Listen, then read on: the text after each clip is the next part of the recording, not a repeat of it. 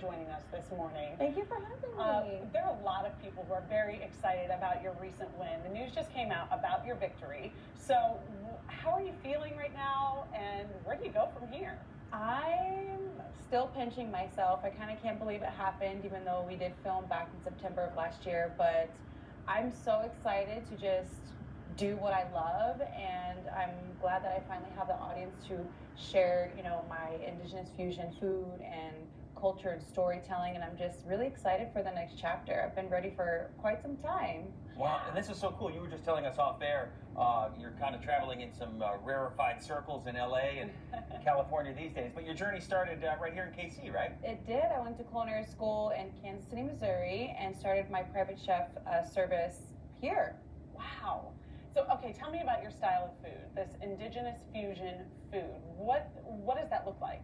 So it's basically both of my heritages, which is Native American and Mexican American combined. And so there are a lot of ingredients that are both, similar in both cultures. And so what I like to do is kind of merge the two types of dishes and create, big, bold flavors. So it's basically myself on a plate. So an indigenous fusion. So, like, what would, forgive my ignorance, what would that look like?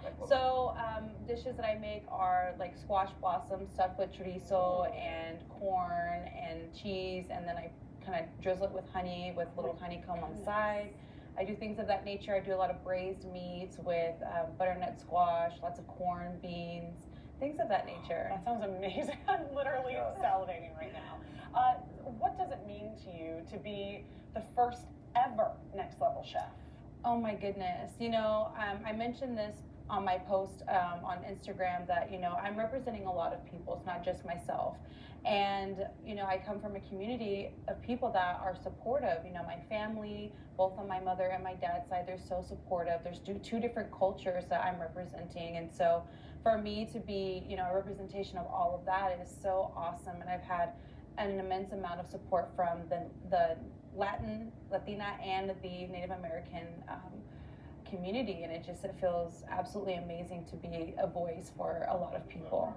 Yeah. And you're at J.C. Harmon High School. There are kids who are watching you from KCK who are thinking, look at what she did. Yeah. What can I do now? Yeah. How does it, now you're a role model. On a big stage. What does that responsibility do to you, and what do you hope to do with that?